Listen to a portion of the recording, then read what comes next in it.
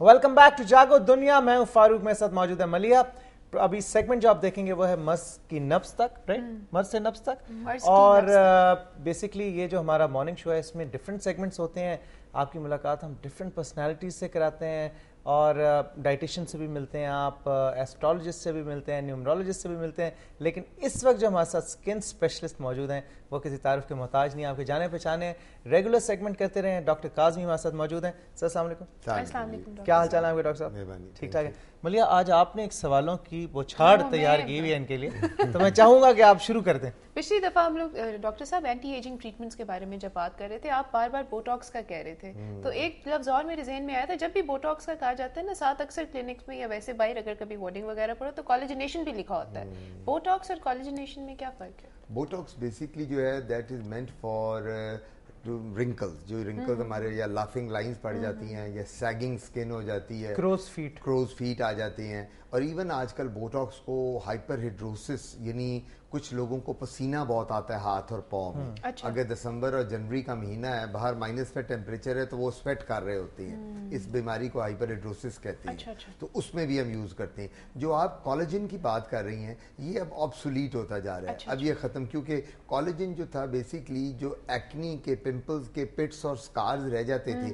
उसमें वो कोलेजन को इंजेक्ट करते थे। अच्छा। या पोर्स के लिए करते थे। उसके साथ उन्होंने देखा कि ओवर द इयर्स कोलेजन के साइड इफेक्ट्स बहुत आने शुरू हो गए।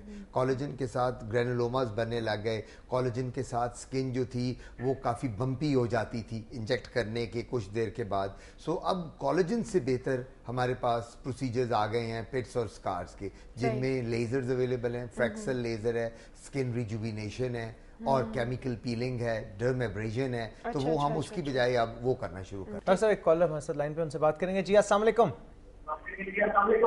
वालेकुम अस्सलाम। सुबह बखैर जी, कौन बोल रहे हैं? जी मैं यूनुस बोल रहा हूँ सऊदी अरब से। यूनुस बोल रहे हैं सऊदी अरब से, माशाल्लाह जी। क्या हाल चाल है आपके यूनुस साहब? जी सर, मैं डॉक्टर से बात करनी थी अपनी स्किन के बारे में जरा। जी जी कीजिए, आपकी बात सुन रहे हैं डॉक्टर साहब। डॉक्टर साहब, मैं सऊदी अरब में रहता हूँ और यहाँ मेरे जिस्म पे दाने हैं जी। तो ये दाने जो है ना वो 3 शक्ल इख्तियार करते हैं। पहले थोड़ी सी टीप बनती है, बाद में सुर्ख हो जाते हैं और बाद में काले हो जाते हैं। तो मैंने यहाँ चेक करवाया 2-3 डॉक्टरों से, तो कुछ फर्क नहीं पड़ा। तो प्लीज कोई अच्छी सी दुआ आप बता देंगे क्या करना। आपकी उम्र कितनी है, एज कितनी? जी सर, मेरी एज कोई 30 के करीब है। अच्छा ठीक है। अच्छा, बहुत शुक्रिया आपका यूनुस कॉल करने का। जी बहुत शुक्रिया कॉल करने का। अभी आपके इशू का जो है जवाब हम लेते हैं डॉक्टर साहब से। जी डॉक्टर साहब, ये जिस तरह यूनुस बता रहे थे, एक तो सऊदीया में रहते हैं, गर्मी बहुत है वहाँ, नो डाउट। कमरों में एयर कंडीशन है, उनके सारे working place centrally air condition होती है। लेकिन 24 घंटे तो आप एसी में नहीं रहते ना, कभी आपने बाहर भी निकलना, आना जाना भी है। वो अफेक्ट गर्मी का ज़रूर असर करता है लोगों पे। और ऐसे मुल्कों में जहाँ गर्मी बहुत हो, नो डाउट वो सारा बेशक मुल्क सेंट्रली एयर कंडीशन हो, लेकिन वहाँ फिर भी बॉडी टेम्परेचर जो है वो जो आपका नेचुरल टेम्परेचर बाहर का होता है उसके साथ जब वो आप उसको टेली करते हैं तो you get lot of skin problems. ये कहते हैं कि मेरे 3 किस्म की वो दाने निकलते हैं। पहले दाना बनता है, फिर वो छाला बनता है, फिर पीप पड़ती है। सो ये इनको सेकेंडरी इन्फेक्शन है दानों में। जिस तरह आपने देखा होगा कि हम लोग कई दफ़ा शेव करते हैं तो शेव के बाद यहाँ दाने निकल आते हैं। कुछ ख़वातीन वैक्सिंग थ्रेडिंग करती हैं बाजू पे, टांगों पे, तो उनके दाने निकल आते हैं वक्ती तौर पे। वो पीप पड़ी होती है और 2-3 दिन के बाद ठीक हो जाते हैं। सिमिलरली आई थिंक यूनुस साहब की भी ये प्रॉब्लम है। मेरा इनको मशवरा होगा कि एक तो एंटीबायोटिक का कोर्स करें अगर इसमें पस पड़ी हुई है। नंबर 2, एक एंटी हिस्टामिन ज़रूर लें, ये एंटी एलर्जिक होती है जिसके साथ खारिश कम होगी। और नंबर 3, अपने आप को थोड़ा सा ये कूल एटमॉस्फेयर में ज़्यादा रखें। कॉटन के कपड़े पहने और सिल्क और मिक्स कपड़ों को जरा अवॉइड करें। He should be all right. फिर कभी पाकिस्तान अगर आए और लाहौर अगर आए तो he can see me in hospital. अस्सलाम वालेकुम। जी अस्सलाम वालेकुम। आप बाजी खैरियत से हैं? जी जी खैरियत से। आप कैसे हैं? जी अल्लाह का एहसान है। मैं इमरान बात कर रहा हूँ लिया से। मैंने डॉक्टर साहब से ये पूछना था कि विद इन 2 मंथ्स एगो तो मैंने एक मतलब डर्मेटोलॉजिस्ट से उनसे कंसल्ट किया, तो उनने कहा कि आप जो ब्लड प्योरिफिकेशन है वो उनकी टैबलेट यूज करें। तो उससे ना मेरा मतलब कलर का जो इमेज है वो सही नहीं हुआ। तो काइंडली मैंने डॉक्टर साहब से ये पूछना है कि कोई ऐसी टैबलेट या कोई मतलब ऐसी कोई फ्रेश डाइट बता दें कि जिससे मेरी जो स्किन है ना वो इम्प्रूव हो जाए, उसका कलर अच्छा हो जाए। ठीक है जी, thank you very much, thank you. ये ब्लड प्यूरिफिकेशन टैबलेट्स कौन सी होती हैं डॉक्टर साहब? मैंने नहीं आज मैं वही परेशान हो गई। आपने भी पहले तो सुनी? अच्छा ठीक मैं है। परेशान हुई, मैं कही ये तो मैंने वो कुछ लोगों के, आपको पता है मिथ्स है हमारे मुल्क जी, हाँ, जी, में, और कुछ पीपल है वेरी सुपरस्टिशियस एज जी। वेल। तो वो मेरे पास भी लोग आते हैं कि डॉक्टर साहब मैंने वो अपना खून सारा साफ कर लिया।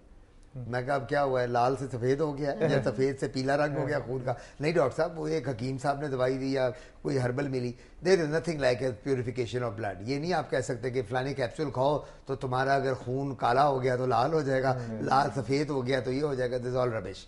जो ये बात कर रहे हैं लैया से साहब, इनका मतलब है कि ये he wants more glow on his skin. हर शख्स का दिल करता है मेरे चेहरे पे ग्लो रहे, हर शख्स कहता है मैं यंग लगूं, मैं जवान लगूं, हर बंदा मुझे कॉम्प्लीमेंट करे, तुम्हारी स्किन बहुत अच्छी है, तुम कितने यंग लग रहे हो या लग रही हो।